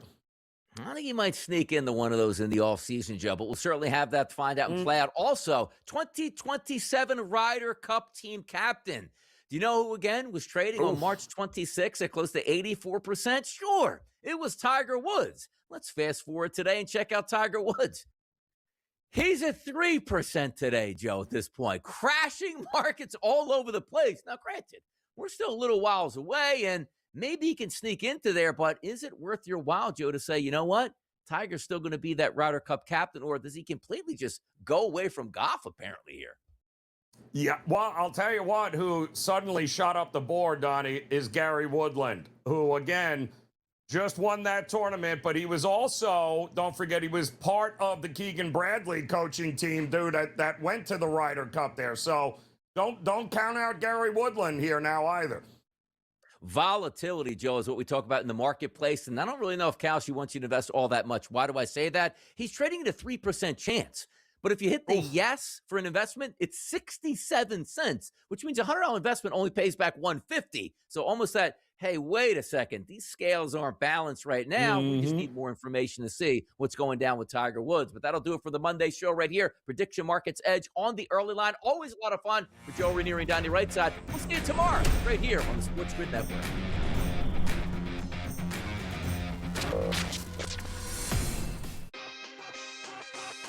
I don't like to overthink it, Kevin. I really don't. And similar situation, I feel the same way when it comes to betting. I find like that Sunday night, so, you're watching the NFL games, and all of us do it. Like, all right, let's look to next week now. You know what I mean? That Sunday, like, the dust is settled on the games. They just end, and so I'm like, let's look at next week. My first reaction is always the best reaction. Game time decisions only on SportsGrid. Why the regular season, Joe, does mean something, because Detroit is going to get a back-end team in the East to begin.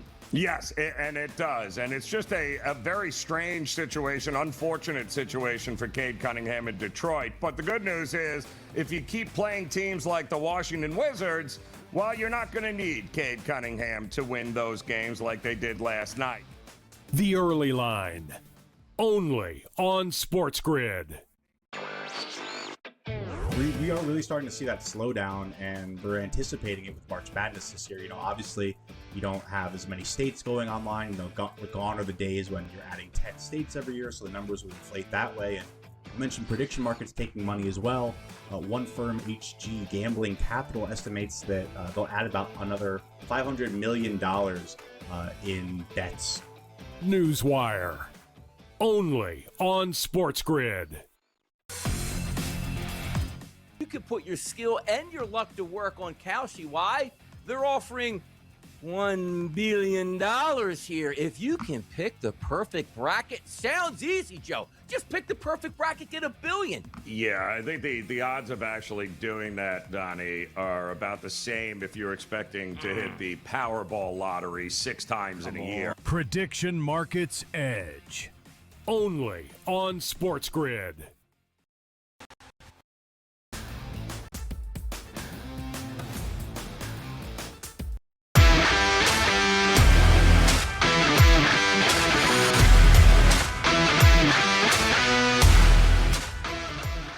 Pro Football Today on SportsGrid. Great to be back with you as we take another step towards the NFL draft. More and more markets starting to appear. We will be diving into those here on our show today. Kevin Walsh joined by Joe Lisi. And Joe, there's still plenty for us to get into, but I have a feeling that you and I are going to have a busy summer. The NFL news comes in waves. And we anticipate, obviously, a huge free agency period, a huge NFL draft news cycle, and then you're kind of waiting around for OTAs. But it feels like we could have 2, 3, 4 superstars traded in June to, late June. It's just a lot in the air here, Joe. It is, Kevin. The offseason of the NFL now is no longer just a dead period, to your point. We have offseason movement that really solidifies whether teams make it or break it in January for a Super Bowl push. And when you look at some of the names that are out there, the first that comes to mind is Max Crosby and his situation in Las Vegas. Do they Do they ship him out yet again, or do they keep him to potentially be that face of the franchise on the defensive side of the ball with the new head coach and potentially first-round draft pick, top overall pick in Fernando Mendoza to potentially lead this team back to the promised land? Those are the stories that we'll see unfold over the next 4 or 5 weeks. And this NFL draft maybe not loaded with marquee names, Kev, but I do feel the draft as we inch closer to the end of April, I think we're going to see a lot of movement and a lot of trades potentially for some of these teams in the first round. There's one Ohio State player specifically I'm excited to ask you about later on, who I feel you've been pretty high on as well. I also like that people, watching right now are like, which Ohio State guy? Because there's a handful of them that could all go inside the top 10. But let's keep it in that general area. The Cleveland Browns restructured Myles Garrett's contract, and the cap folks, right? There's a lot of different cap folks out there, Joe, basically said, all this does is make Myles Garrett more tradable. Doesn't save anybody a dollar today. It doesn't make Myles more money, less. It's just now they can trade Myles Garrett with more ease. And it comes on the back end of the Browns proposing, instead of being able to only send draft picks out 3 years in advance, being able to send them out 5 years in advance. I am sure Cleveland is then thinking they will be able to ask for 5 first-rounders in order to get Myles Garrett. I imagine they wouldn't get 5. I'd like to believe they'll probably get 3 if it were to become a thing. Their general manager, Andrew Barry, nothing to see here. Sure, but the numbers don't lie.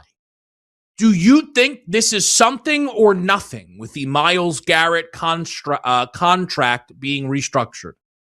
No, I think it's nothing. Again, we have had this discussion as it relates to Myles Garrett, whether Cleveland would be better off with him or without him. And again, I don't understand when you have a player coming off the NFL sack record, playing at an elite level, and I get that you want to ship him before his value dwindles and obviously regresses. But he is the best player on that team. And if you're going to rebuild, you want to make sure that you have that player on the roster as opposed to getting more draft picks and hoping that defensive players could duplicate the productivity that Myles Garrett has brought that organization. Again, defensively, Kevin, it's not like they are bad. They are right there as potentially a top 10 defense, I believe.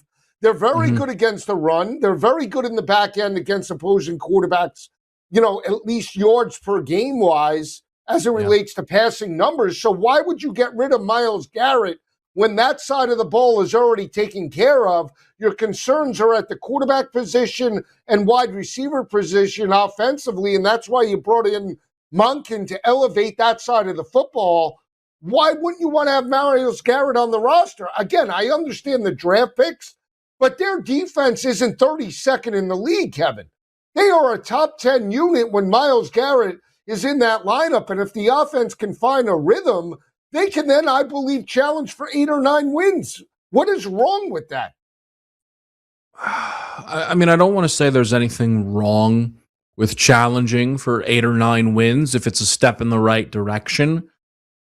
Myles Garrett, Joe, to your point, came off of, this unbelievable all-time great season. They won 5 games. So having Myles Garrett alone isn't good enough.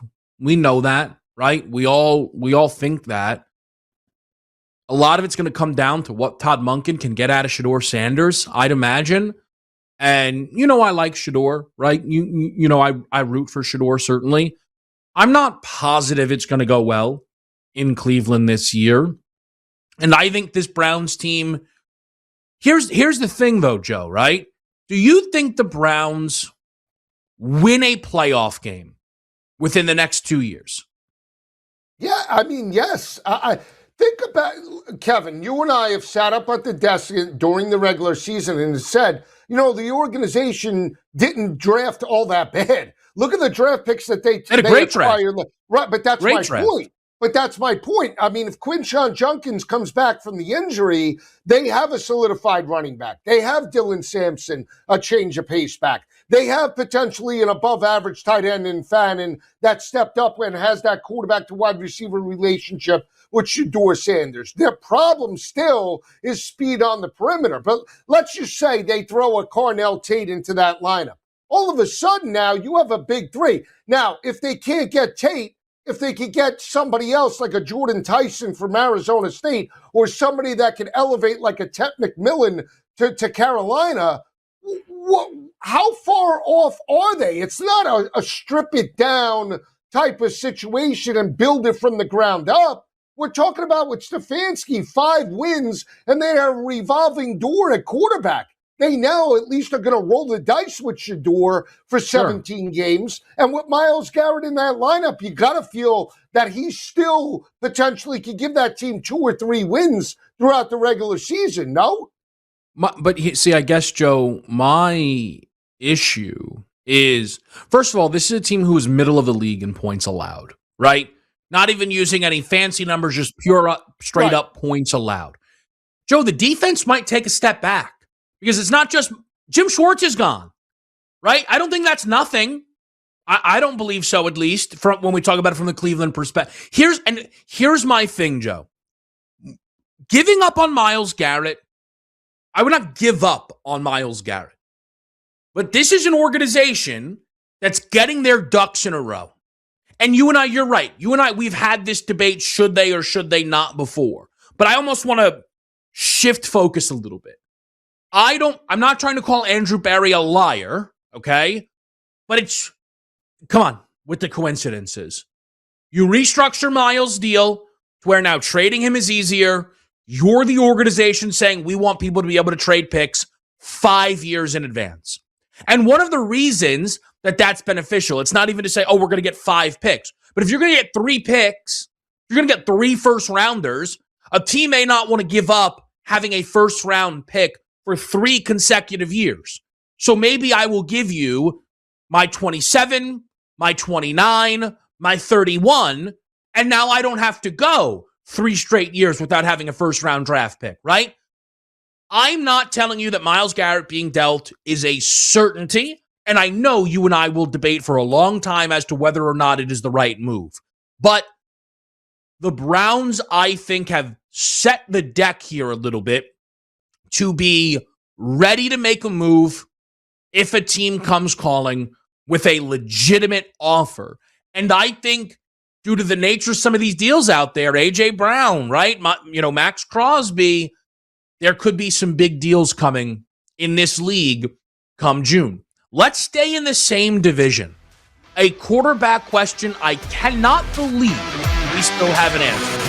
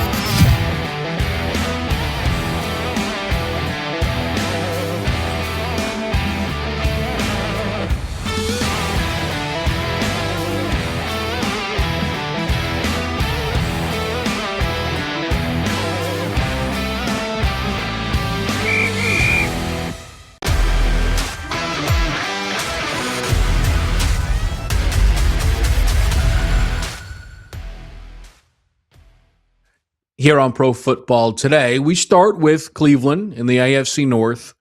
We transition to Pittsburgh, who at the moment don't have a starting quarterback. I mean, unless you are a big Will Howard guy, which, hey, I'm into it a little bit. I am. I don't want to hear, oh, they know who their guy is. Well, then why isn't Aaron Rodgers already signed? Again, I know what the favorite is. Aaron Rodgers is just going to become a Steeler.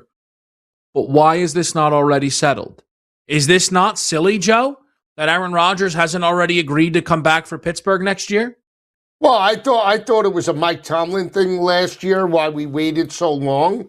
But apparently it is an Aaron Rodgers thing, right? Again, this organization, just big picture, Kevin, since Ben Roethlisberger retired and moved on, they are in complete disarray without a game plan about how to solidify the quarterback position. And I understand they wanted to roll the dice with the veteran, and Mike Tomlin wanted to feel comfortable with Aaron Rodgers, but he is no different than Russell Wilson was 2 years ago. I'm sorry, just not. They are stuck in neutral. And again, they drafted Will Howard, and Will Howard has shown glimpses in training camp and, obviously practice that potentially he could be that guy. But they got the journeyman coach in Mike McCarthy that all he does is regress from the time that he takes over an organization and a team.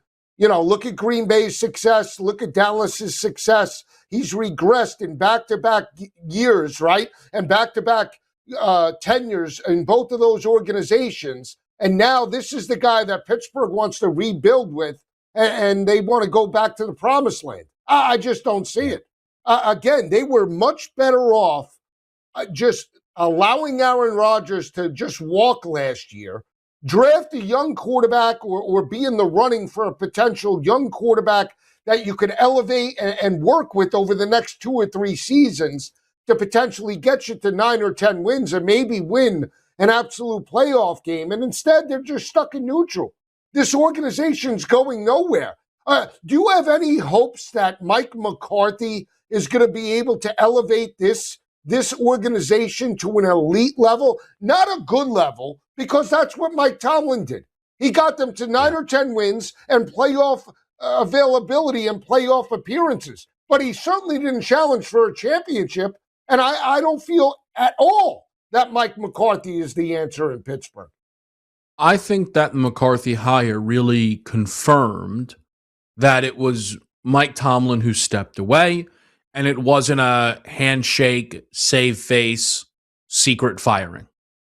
Because Mike McCarthy is an attempt to replace Mike Tomlin, where you are seeking a high floor. And McCarthy has had high floors in Dallas, in Green Bay, obviously. And that's been the whole game with Mike Tomlin.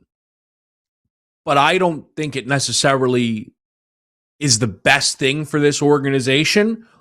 But what's crazy is if you are going to bring back Mike McCarthy, or you're going to bring in Mike McCarthy, Aaron Rodgers as your quarterback, then sure, right? Right? Like, you're not trying to build from the ground up by bringing in McCarthy, so you might as well bring back Rodgers instead of drafting a guy or giving the ball to Will Howard. And I don't know why it bothers me, but it kind of does, that Rodgers has not signed the deal. Because the thing is, and I know there are reports they're just trying to figure out the money of it all. But Rodgers did this last year. I mean, Joe, when did Rodgers decide he was going to be a Steeler last year? Like 3 weeks before before camp opened, I feel like. Right? It was late. It was late June, July almost. And it's silly. And that's why, to me, he gets no leeway here. And it just feels like we're playing games. Look at me. And I just don't think it's a good way to build a foundation. I don't think it is. But this is the foundation, for some reason, Pittsburgh signs up for once again.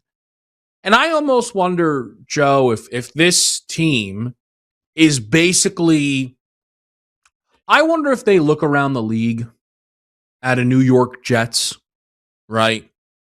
and a Tennessee Titans post Vrabel, and they think to themselves, there are organizations that would kill to be us, who every year win 8-9 games and play playoff games, right?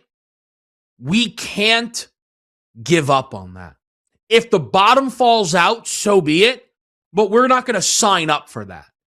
And that's how you justify the moves they make. But it is still wild that an organization then who would be making those decisions based on pride allow Aaron Rodgers to operate this way. It just is. He should have a deal done already. Come on. He should. Kevin, this organization, to your point, has no sense of urgency. And what I mean by that is, okay, so they don't want to be like the bottom feeders, right? Like, to your point, the Jets or some of the doormats in the AFC.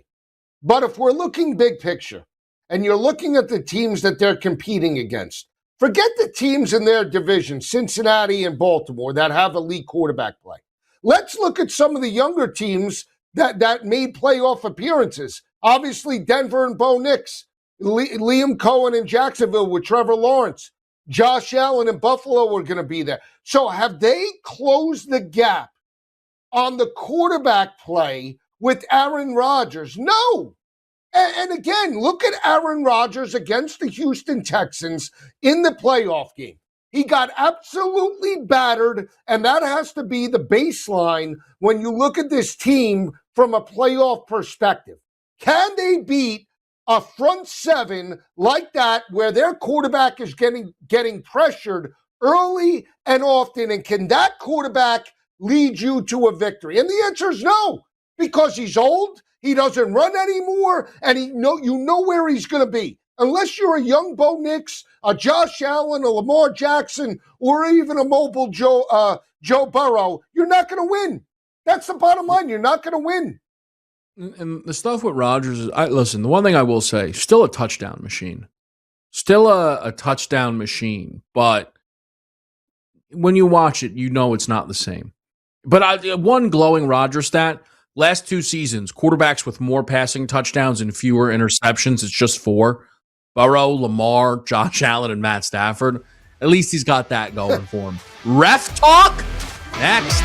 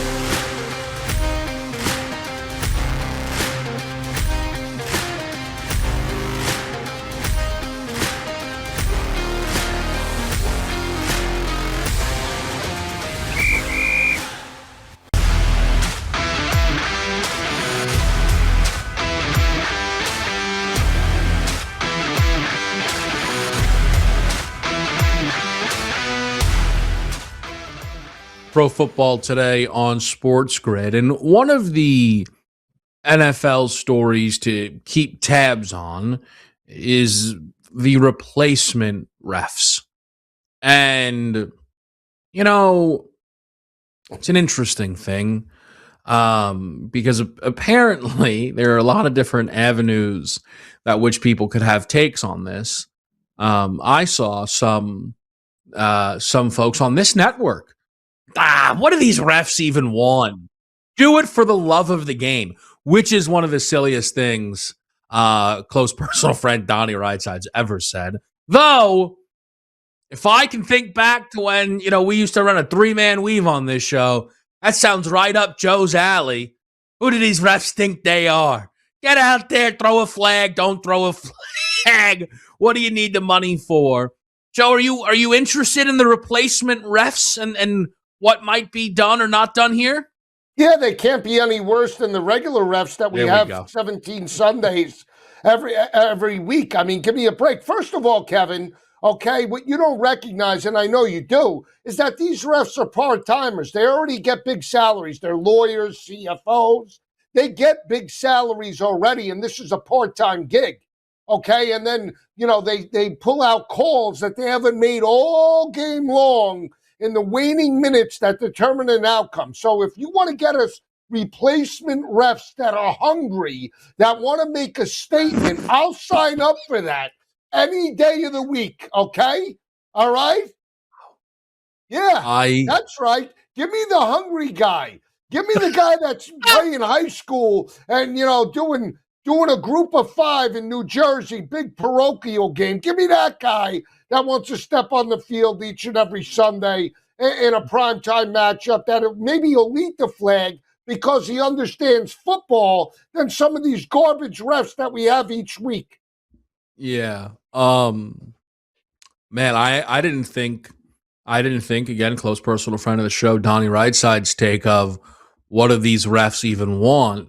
Do it for the love of the game would be topped, and you just blew it out of the water. These refs don't love the game, and you want a hungry dog who's dying to make a name for himself at the top level here, which sounds like a legitimate nightmare. Sounds like an absolute nightmare. Sounds like, guys will be excited to get on TV. And here's my worry, okay? So right now, everyone's perception of NFL refs is very, very low. But the idea is we have the best guys doing it. That's at least the idea.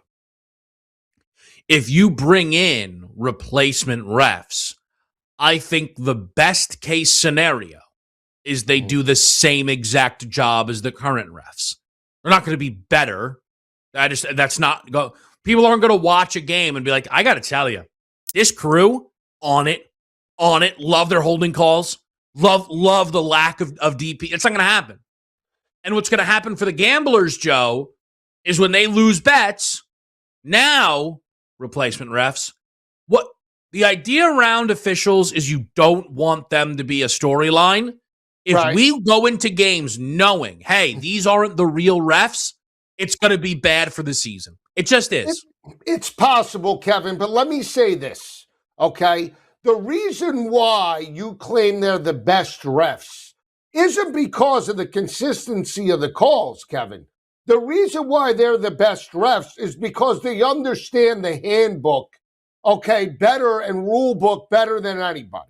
And that's a problem, okay? Because if you're pulling calls in section 151, page 95 of 110 pages of the rule book, which have absolutely no bearing of the game, but you want to showcase your knowledge of the rule book, that's a complete joke. And that's what these refs do. How many times do we see a call come out of nowhere that affects the outcome of a particular ball game, and it wasn't called throughout the regular season once? What made the ref pull that out at that particular time just to showcase his knowledge of the rule book? Give me the guy. Give me the high school refs. No. You want me to? What? Yeah. I think there's refs that wait until they can pull something out, as opposed to just letting the game play out And if you're going to allow them to play, you allow them to play. That's it. You want to eat the whistle, you eat the whistle for 60 minutes. If you want to make let's say just an example and say this call or a holding call holds true the rest of the game, you're consistent from quarter one to the fourth quarter. And that's what these refs fail to do. They're a joke. All right. So put another vote down for just let anyone ref the game. It'll be fine from Joe Lisi. I'm a little more concerned than that. Little Jets football, they've named their starter, believe it or not. We'll be right back.